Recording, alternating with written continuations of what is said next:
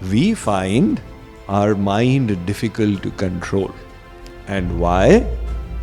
Arjun has enumerated the reasons. Chanchalam, it is fickle, it is turbulent, it causes waves in our consciousness of anger, greed, desire, hatred, envy. It's very strong. It overpowers the intellect. The intellect knows that I have eaten enough, but the mind says, I want to eat more, and the intellect says, all right, I admit defeat. So it is that strong, and it is obstinate. When it grabs hold of a thought, it doesn't want to let go. And it is not surprising, because the mind is made from the material energy maya.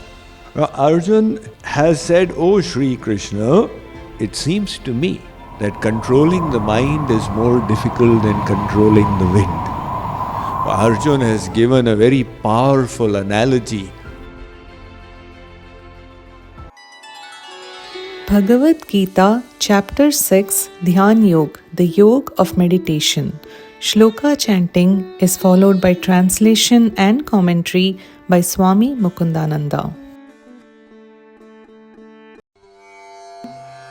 chanchalam hi manah Krishna pramathi balavat dridham tasyaham nigraham manye vayor su-dushkaram.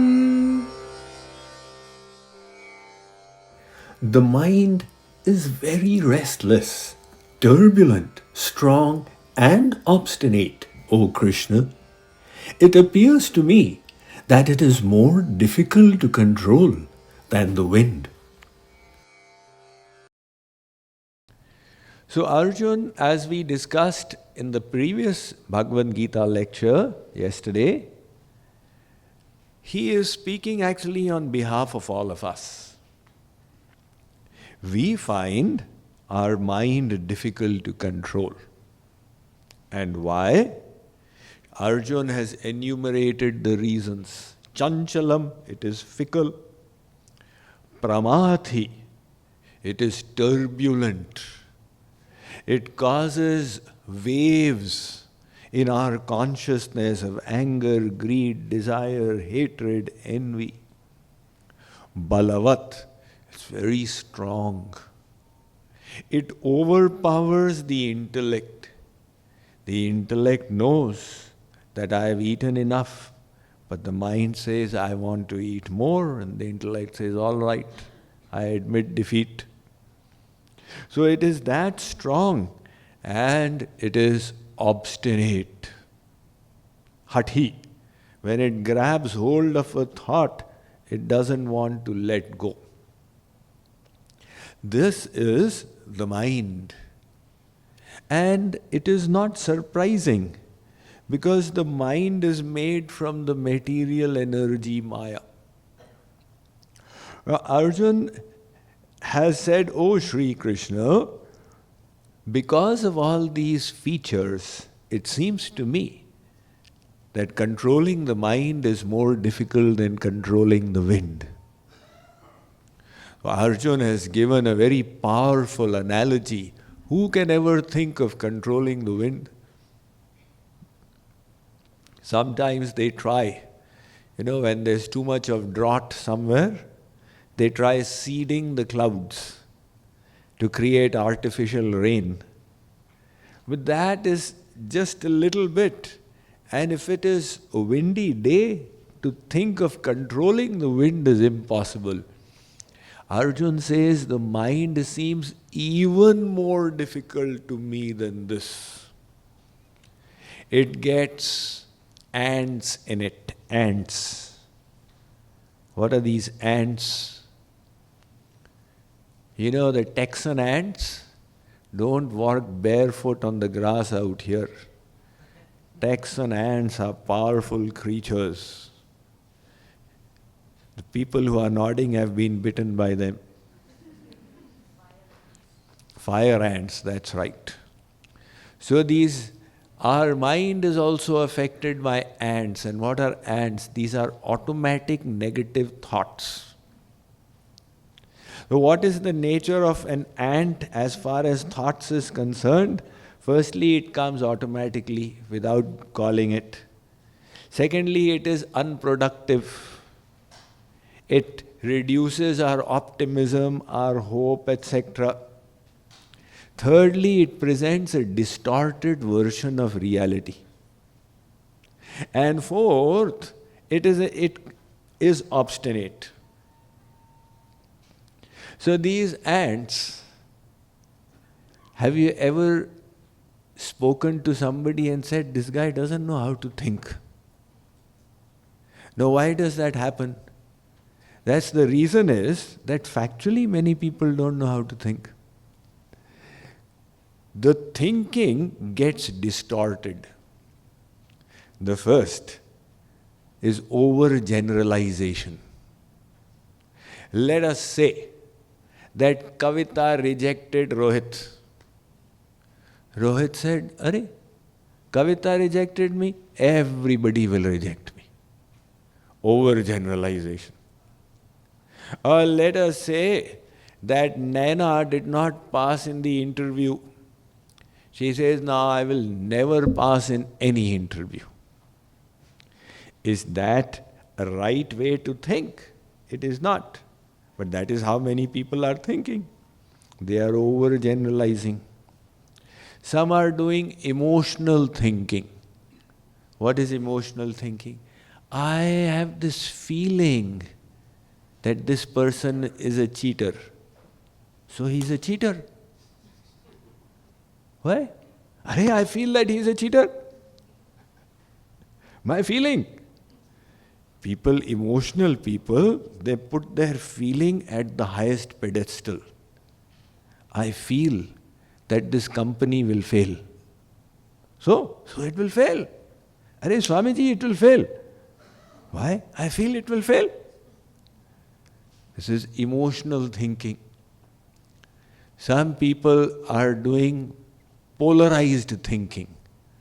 Polarized thinking is all or nothing philosophy.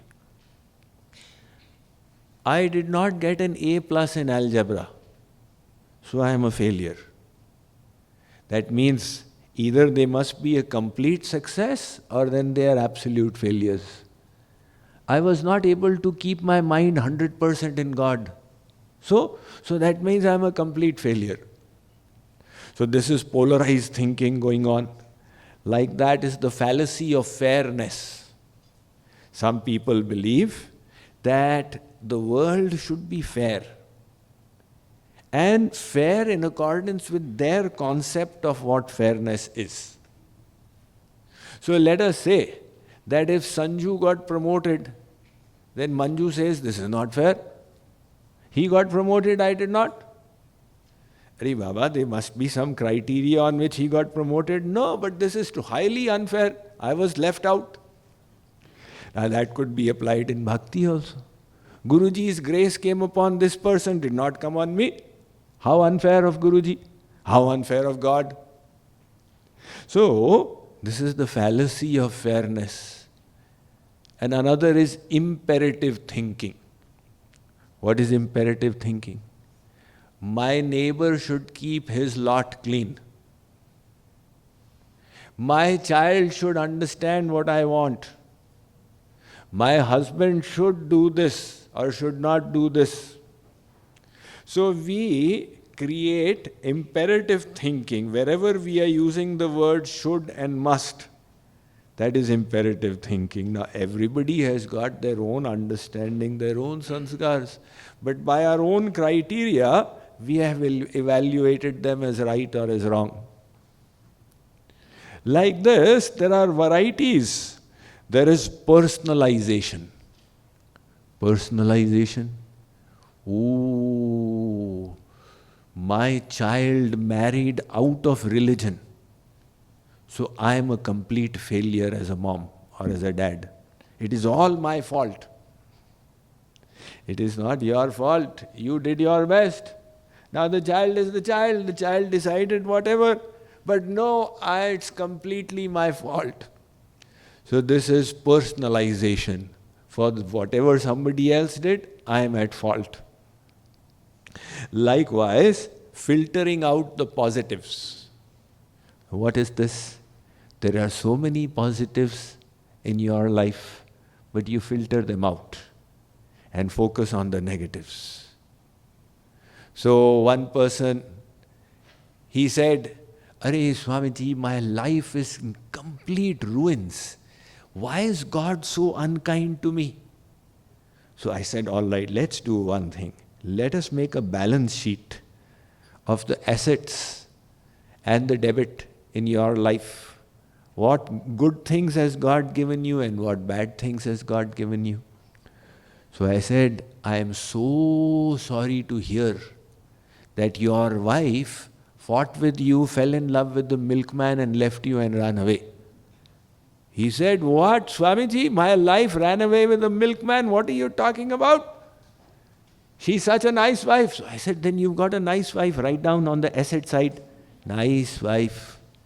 Said, I am so sorry to hear that the bank closed your house in foreclosure and you had to vacate it.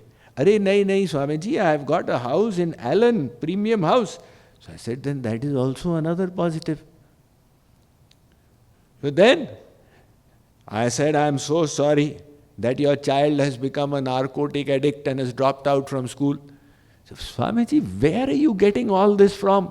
So I said, all right, then write down, child is not an addict, is doing well in school. I said, look, your positives are so much. So why are you thinking that God is so unkind and harsh upon you? Oh, Swamiji, when every time I get upset on my husband, I have to explain that when you press the toothpaste, you have to press from the back and he presses from the front. How unfortunate I am. So you filtered out all the positives and focusing on one negative. So these kinds of thinking we are doing. What is happening here? We are distorting the reality. These are based on false beliefs, false understanding, false knowledge. It creates negative thoughts, and then those negative thoughts we keep on repeating in the mind. And when we repeat them, they etch a neural groove, and they come very easily. I am most wretched, nothing good in my life. I am most wretched, nothing good in my life. I am most wretched, nothing good in my life. Now that becomes a way of thinking. So this is the state of the material mind. Arjun says, Shree Krishna, you are Bhagavan and we are ordinary souls. You have given your Bhagavad Gita lecture. You come to our category and then you will understand how difficult it is to actually control the mind. There was one king. He told his guru, the Raj Guru, that my son is now grown up. He has become 18 years old. I want him to be trained in all the kingly sciences so he becomes eligible as the heir after me. So the Guru took the prince away and he taught him and trained him for 40 days and told the king that the training has gone well, but there is one last lesson to be taught. So the king was wondering, what is this last lesson? It will have to be taught in private. All right. So they arranged for a room. The prince went in, and the Guru also went in with a stick in his hand. And there in the room, the Guru started beating the prince, and the prince was screaming, "Oh, stop, don't!" The king is hearing outside, what is going on? How dare Guruji beat my child like this? And the child is going to be king one day. What is wrong with Guruji? And he is going on and on and on beating. Finally, the king could control no longer his mamatva, his vatsalya for his child. He opened the door. Guruji, what is this? Guruji said, this was the last lesson. I told you there is one last lesson. But what kind of lesson is this? Guruji said, one day he will be king. He will be meting out punishment sentences. 50 whips to such and such person. So he should have a little experience of how painful a whip is. Only then he can give proper sentences. So somebody who has had no experience, how will he be just and fair on the others? Likewise, O Shree Krishna, you have said from your Bhagavata, Arjun, you do this. But we souls are telling you that our mind is so difficult to control, more difficult than the wind.